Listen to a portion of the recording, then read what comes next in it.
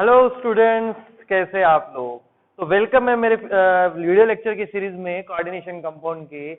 और आज हम, जैसे कि आपने थंबनेल पढ़ लिया होगा, हम पढ़ने वाले हैं classification of the complexes. Okay, classification of complex पढ़ने वाले हैं। Classification of the complexes on the type of ligand. अभी हमको पता है कि कोई भी अगर कोऑर्डिनेट कंपाउंड होगा, for example CO NH3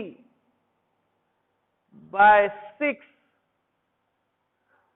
Cl3, ये कोऑर्डिनेट कंपाउंड। यहाँ पे CO ये क्या है, तो आपका सेंट्रल मेटल एटम है। ओके, NH3 6NH3 ये क्या है, तो आपके लिगेंड है। और ये जो Cl3 ये जो कोऑर्डिनेट स्फीयर के बाहर है, इसको हम क्या कहते हैं, कोऑर्डिनेशन स्फीयर। जो ब्रैकेट के अंदर रखा जाता है उसको हम क्या कहेंगे, coordination sphere. Coordination sphere.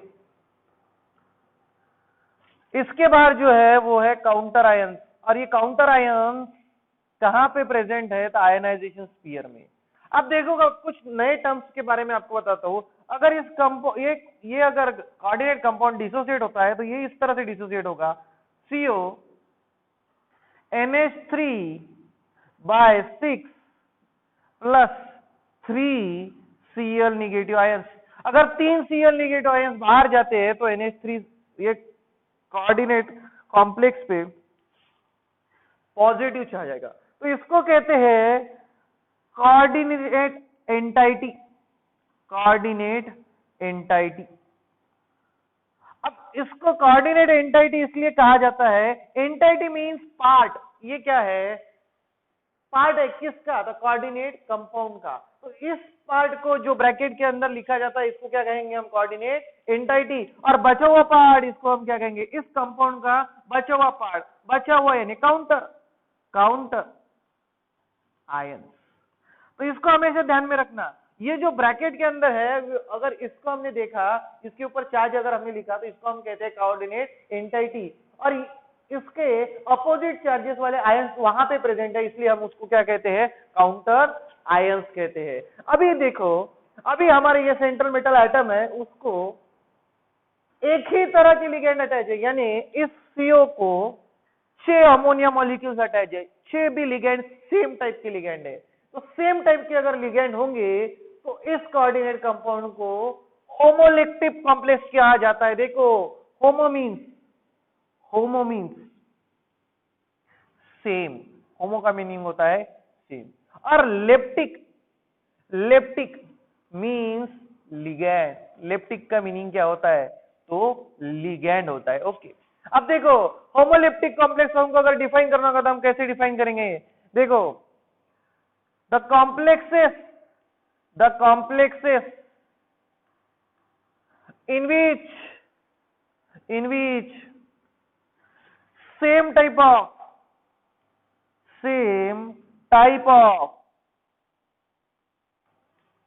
ligands are present is called as homoleptic complexes।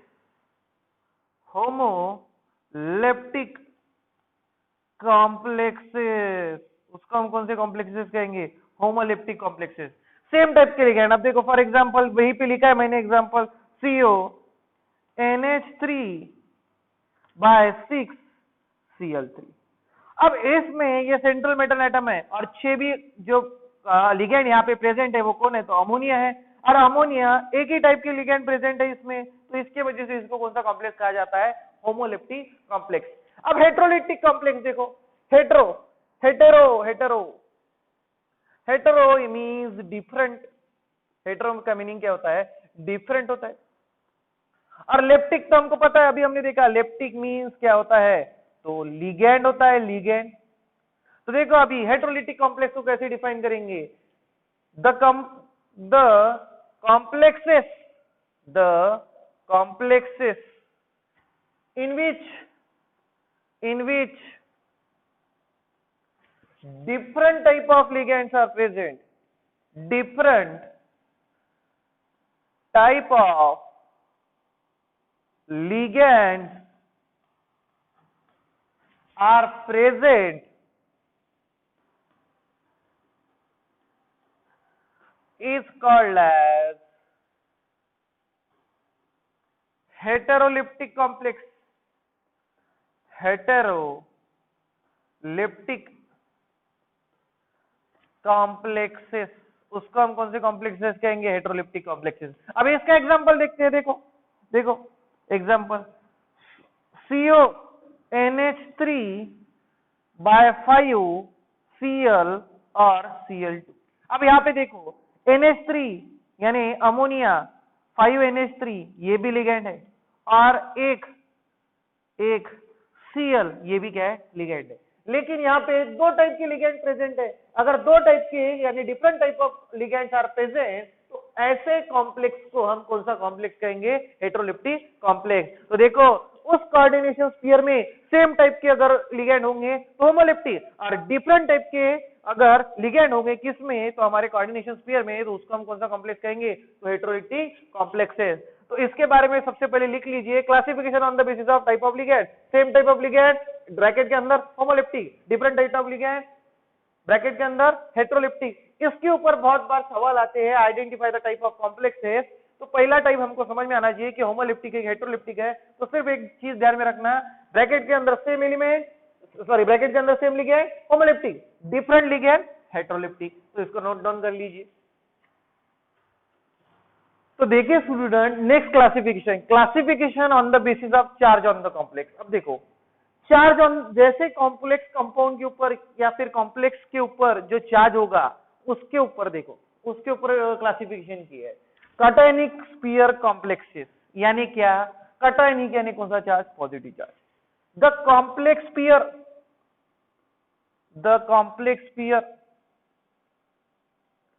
और the complex compound or complex compound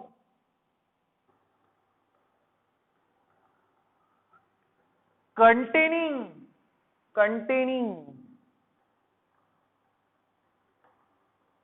positive charge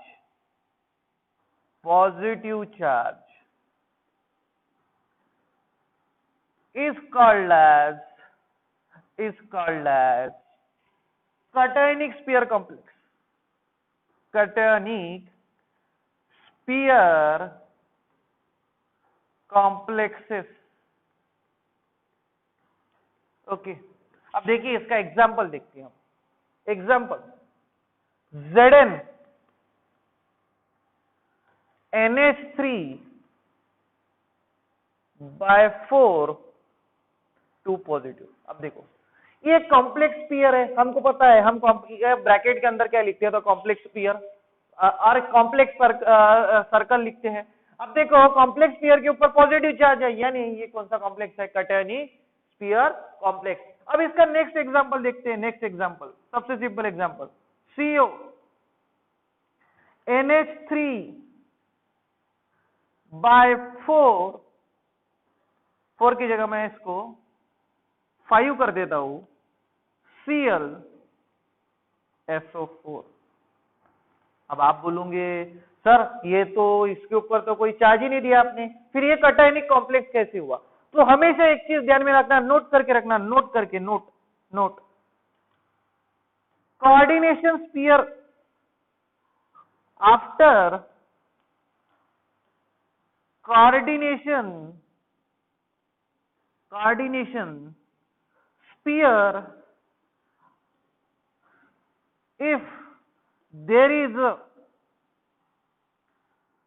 presence of counter ions,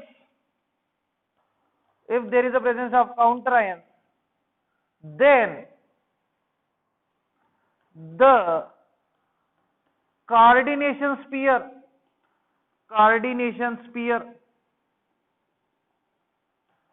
is a cationic sphere।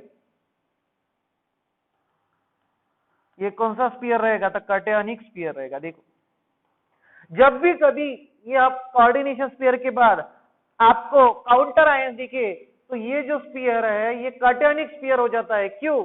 क्योंकि जब आप इसको वाटर में डिसोसिएट करेंगे, आयोनाइज करने की कोशिश करेंगे, तो आपको पता है ये सेटिस्फाई कौन सी वैलेंसी करता है, प्राइमरी, ये कौन सी करता है, सेकेंडरी। तो ये टूट जाएगा। टूटने के बाद देखो ये कैसे टूटेगा, CONH3 bye 5Cl plus SO4, die negative, SO4 पे हमेशा कौन सा चार्ज, डाई निगेटिव। तो इस कॉम्प्लेक्स स्फीयर में कौन सा चार्ज आएगा, पॉजिटिव। तो जब भी कभी कोऑर्डिनेशन स्फीयर के बाद काउंटर आयंस आते हैं, तो ये कोऑर्डिनेशन स्फीयर कौन सा स्फीयर हो जाता है, तो कटियनिक स्फीयर कॉम्प्लेक्स हो जाता है। तो ये चीज को हमेशा ध्यान में रखना, ये ट्रिक ध्यान में रखना, आपको आइडेंटिफाई करने के लिए आते हैं। कटियनिक स्फीयर कॉम्प्लेक्सेस है, अनायनिक स्फीयर कॉम्प्लेक्सेस है, न्यूट्रल स्फीयर कॉम्प्लेक्सेस है। तो कटियनिक स्फीयर कॉम्प्लेक्सेस कैसे पहचानेंगे, तो आपके कोऑर्डिनेशन स्फीयर के ऊपर अगर पॉजिटिव चार्ज तो इजीली पहचान में आ जाएगा। अगर वैसे नहीं आता होगा तो कोऑर्डिनेशन स्फीयर के बाद अगर काउंटर आयंस आए तो उसको हम कौन से कॉम्प्लेक्सेस कहेंगे, कटियनिक स्फीयर कॉम्प्लेक्सेस। अब आप क्या कीजिए, इसे नोट डाउन कर लीजिए, फिर हम देखेंगे अनायनिक स्फीयर कॉम्प्लेक्सेस। अब हम देखेंगे अनायनिक स्फीयर कॉम्प्लेक्सेस। अब अनायनिक यानी निगेटिव चार्ज, कौन सा चार्ज, निगेटिव चार्ज। तो इसको कैसे डिफाइन करेंगे, देखो, negatively negatively charged coordination sphere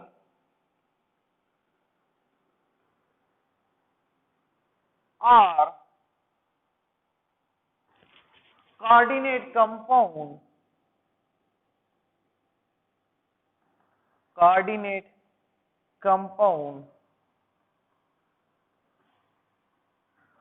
is called as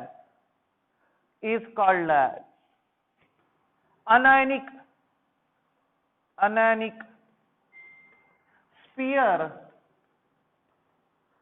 complexes। अब इसको कैसे पहचानेंगे, देखो एक सिंपल एग्जांपल बताता हूं जिसमें आपको डायरेक्ट पहचान में आ जाएगा। NiCN/4 2 negative. अब ये जो एग्जांपल है सीधा इस कॉम्प्लेक्स के ऊपर कोऑर्डिनेशन स्फीयर के ऊपर आपको निगेटिव चार्ज दिख रहा, तो वो डायरेक्ट पहचान में आ रहा कि अनायनिक स्फीयर कॉम्प्लेक्स होगा। दूसरा एग्जांपल देखो इसका, K4 FeCN/6। अब आप बोलोगे सर ये तो न्यूट्रल है, अब इसको कैसे पहचानेंगे कि अनायनिक कॉम्प्लेक्स स्फीयर कॉम्प्लेक्स है करके। तो नेम ही हमेशा ध्यान में रखना, नोट व्हेन ग्रुप 1, देखो स्पेसिफाई कर रहा हूं, ग्रुप 1 एंड ग्रुप 2। ग्रुप 1 यानी कौन, lithium, sodium, potassium. Okay, group 2 यानी कौन से elements, sodium, potassium, magnesium, calcium, ये अगर होंगे ग्रुप 1 या फिर ग्रुप 2, तो व्हेन ग्रुप 1 और group 2 elements came before coordination complex,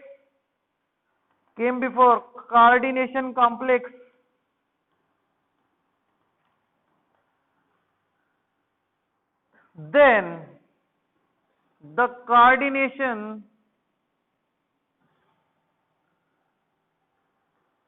sphere complex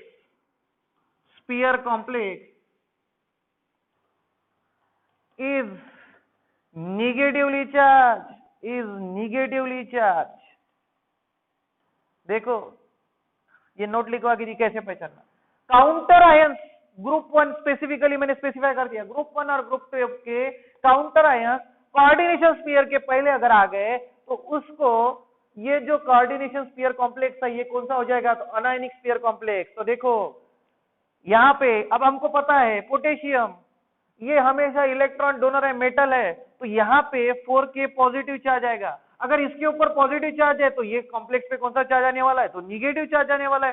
तो FeCN/6 is equal to 4 negative, यानी ये कौन सा कॉम्प्लेक्स हो गया, तो अनायनिक स्फीयर कॉम्प्लेक्सेस। तो देखो हमने कटायनिक स्फीयर कॉम्प्लेक्स देखा, अनायनिक स्फीयर कॉम्प्लेक्स देखा। कटायनिक स्फीयर कॉम्प्लेक्स में क्या हो रहा था काउंटर आयन इस स्क्वायर ब्रैकेट के बाद में आ रहे थे। ओके, अनायनिक स्फीयर कॉम्प्लेक्स में क्या हो रहा है, काउंटर आयन इस कोऑर्डिनेशन स्फीयर के क्या आ रहे हैं, तो पहले आ रहे हैं। तो ये टेक्निक ध्यान में रखना, काउंटर आयन बाद में आया तो आपका कोऑर्डिनेशन स्फीयर कटायनिक हो गया, और पहले आ गया तो आपका कोऑर्डिनेशन स्फीयर अनायनिक हो गया। तो इसको कहते हैं anionic sphere complexes.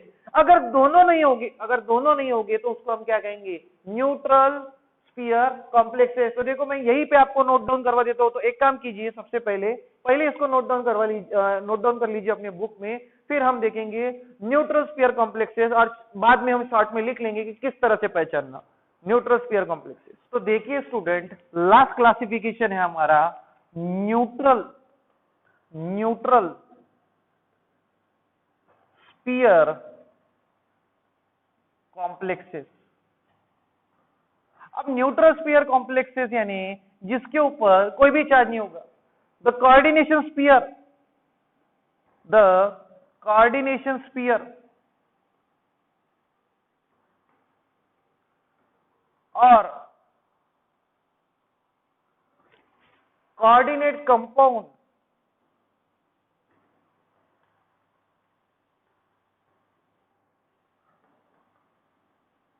which contains no net charge, जिसके ऊपर कोई भी चार्ज प्रेजेंट नहीं रहेगा, which contains no net charge, is called as neutral sphere complexes. उनको हम कौन से कॉम्प्लेक्सेस कहेंगे, न्यूट्रल स्फीयर कॉम्प्लेक्सेस। ओके, अब देखो इसका एग्जांपल देखते हैं हम। Example NiCO/4।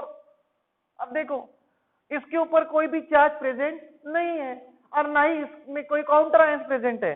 अब हमको पता है अगर कोऑर्डिनेशन स्फीयर के पहले अगर कोई काउंटर आयन आता है तो हम उसको अनायनिक कॉम्प्लेक्स कहते हैं, अनायनिक स्फीयर कॉम्प्लेक्सेस कहते हैं।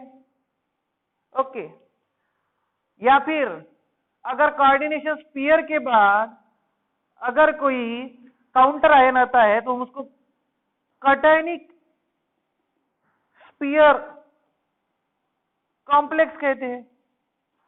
और सिर्फ कोऑर्डिनेशन स्फीयर है जिसके ऊपर कोई चार्ज नहीं, नो चार्ज, तो इसको हम क्या कहेंगे, न्यूट्रल स्फीयर कॉम्प्लेक्सेस। इसको हम क्या कहेंगे, न्यूट्रल स्फीयर कॉम्प्लेक्सेस। तो एकदम इजी है, no charge neutral sphere complexes, लेकिन साथ में क्या भी प्रेजेंट नहीं रहेंगे वहां पे, काउंटर आयन।